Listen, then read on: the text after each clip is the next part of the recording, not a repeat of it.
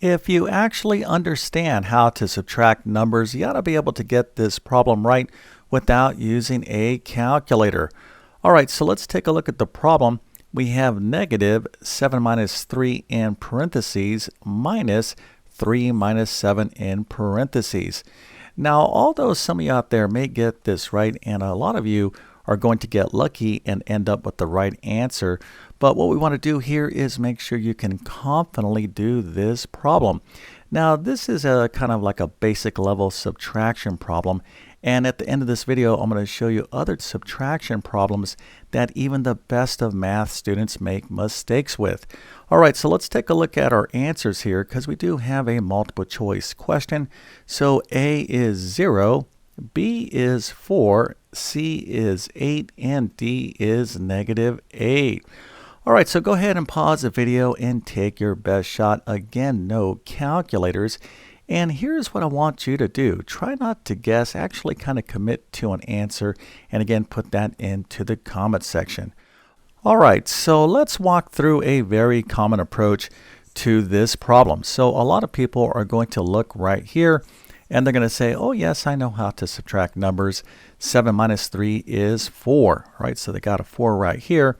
And then they got this negative sign, so they might put that right there. All right, so that looks pretty good so far. And then they're going to look over here, and they're going to look at 3 minus 7, and they're going to think, well, these are the same numbers as 7 minus 3, so maybe this is 4 as well. So now we have minus 4 minus 4. So this is what a lot of people would do. Now, I'm not saying this is right or wrong, but again, I'm just kind of showing you a very common approach that a lot of people will take to solve this problem. Okay, now if I made an error, go ahead and put that into the comment section, or if you think I'm on track, put that into the comment section as well. All right, so here we have negative 4 minus 4, okay, and right here we actually had the answer to this inside of the parentheses. So maybe we can kind of say, well, we have negative 4 like so, and then we have our minus sign right here, and then we have a 4 inside of the parentheses. So maybe some people will look at the problem this way. Okay, so what is the answer here? Well, we have a negative 4 minus a 4, and if you don't understand positive and negative numbers, this is going to get confusing.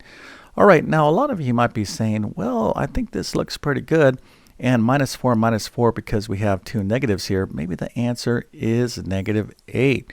Now, if indeed this was correct, negative 8 would be the solution, but this is wrong. So what error did I make? Now, hopefully most of you out there caught this error, and the error that I made is right here. All right, so 3 minus 7 is not 4, right? So 3 minus 7 is negative 4, and 7 minus 3 is a positive 4. Okay, so let's talk about basic subtraction here, because if you don't know the difference between 3 minus 7 and 7 minus 3, well, the rest of this problem is going to be difficult. Okay, so 7 minus 3 indeed is a positive 4. What we really need to be careful with is positive and negative numbers, and this is a big deal when you are subtracting numbers. All right, so 7 minus 3 is a positive 4, and let's see why that is by taking a look at 3 minus 7. All right, so 3 minus 7 is equal to a negative 4, but why is that the case? So 3 minus 7 is equivalent to the problem 3 plus a negative 7. So the first thing that you need to know about subtraction or finding the difference of two numbers or variables is that you could turn your subtraction operator into a plus negative. In other words, what we can do here is turn this into addition and assign that negative value to the number or variable to the right of that subtraction operator. All right, so 3 minus 7 is equivalent to the problem 3 plus negative 7. Okay, now why is this important? Well, I'm going to show you that right now. So again, this 3 minus 7 is equivalent to 3 plus negative 7. Now, the way I like to teach this is think of these numbers as money. All right, now you might be saying, what are you talking about, Mr. YouTube Math Man? Well, just follow me here for a second. And negative money is debt. So this is how much you would owe someone. So let's suppose you owe someone $7, but you have $3 to your name. So positive values is how much you have, right? So let's say you have $3, but you owe someone $7, right? So this person's going to say, hey, give me my money back. And you'll say, well, all I have is $3. So take those $3 and I owe you $4. So your financial situation is, after giving them your $3, you still owe them $4. So you have $4 in debt. Okay, so if you can kind of keep this in mind, this simple model, well, you ought to be able to get every single subtraction problem right. Okay, so let's go over here and just confirm that 7 minus 3 is equal to a positive 4. So let's change this into a plus negative.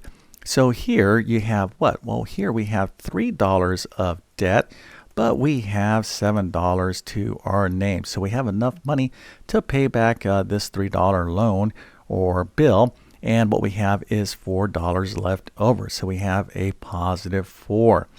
Okay, so this is step 1 in figuring out this problem, is to make sure you understand basic subtraction, particularly when it comes to positive and negative values.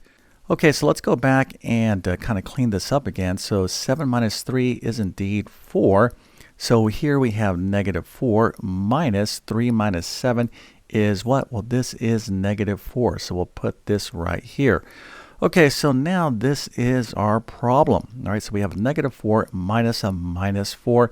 So what is the answer to this? Well, let's go ahead and get into that right now.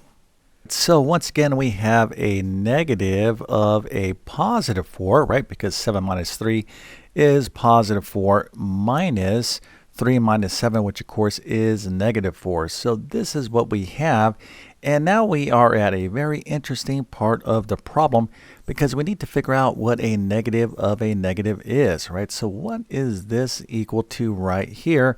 And this causes a lot of confusion with people. Okay, so there's basically two good ways to think about this. And again, we are dealing with the subtraction operator. So we can go ahead and turn this into plus negative, but we still have a negative outside of a negative. So how do we figure this out? Well, there's two good ways to think about this. Now, the first is anytime you see a subtraction sign outside of a number, the subtraction sign really means opposite. So what is the opposite of a negative 4? Well, that is a positive 4. All right, so negative of a negative 4 is a positive 4, so that is correct. But there is another good way to think about this, and that is negative of a negative 4. This is really like negative 1 times a negative 4, and a negative times a negative is indeed positive. Okay, so negative of a negative 4 is positive. That means all of this right here is a positive 4. Okay, so we are getting very close to the final answer. So what is negative 4 plus 4? All right, so we can kind of drop these parentheses right here and write it this way. So negative 4 plus 4 is what? Well, hopefully you said 0. And if you did, well, you got this right. So the correct answer is A. Okay, now if indeed you got this right and you didn't get lucky, I definitely have to give you a nice little happy face and an A+. That is fantastic.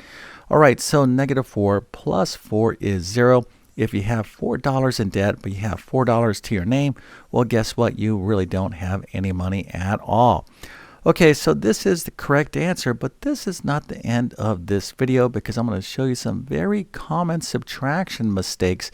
Even if you understand this, you got to be very careful with. So let's go ahead and review that right now. Okay, so mistake number 1 and mistake number 2 we already looked at, but let's take a quick look at these mistakes again. So 3 minus 7 is not equal to a positive 4. So when you are subtracting numbers, you need to be very mindful of the sign. And a good way to avoid this mistake is to turn your subtraction problems into a plus negative situation. All right, so 3 minus 7 is going to be equal to 3 plus negative 7. And here we can clearly see that the answer will be negative. All right, so let's take a look at mistake number 2. And mistake number 2 causes a lot of confusion, but it's very easy actually, because a negative of a negative will always be positive. So a negative of a negative 4 is a positive 4. And a good way to think of this again is the negative sign is like the word opposite. So what is the opposite of a negative 4? It is a positive 4. Another good way to think about this situation is this is really a negative 1 times a negative 4, and a negative times a negative, again, is positive. All right, so these are two very common basic subtraction errors.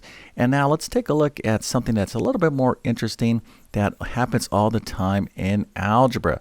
All right, so here is a subtraction problem. We have 2x minus parentheses negative 6x minus 1. Now, anytime you are subtracting in algebra and you have an expression that is inside of parentheses, you got to be very careful here because you're going to have to use the distributive property. So let me show you a basic example of the distributive property because this is very, very interesting. So let's say I had 2 times 7 minus 3. All right, so what is the answer to this problem right here? Well, 7 minus 3, of course, is 4. So this is 2 times 4. So the answer is 8. But there's another way to do this problem, and we can use something called the distributive property. So what we can do is take this 2 and multiply it in, or distribute it in, to both of these numbers inside of this difference. So 2 times 7 is what? Well, this is 14, minus 2 times 3 is what? And 2 times 3 is 6. So 14 minus 6 is what? Well, of course, this is 8. So there's two ways to get to this answer 8. And this second way is an illustration of something called the distributive property. All right, now we use this property a lot in algebra, and we have to use it right here. So what we're going to do is turn this into a plus negative.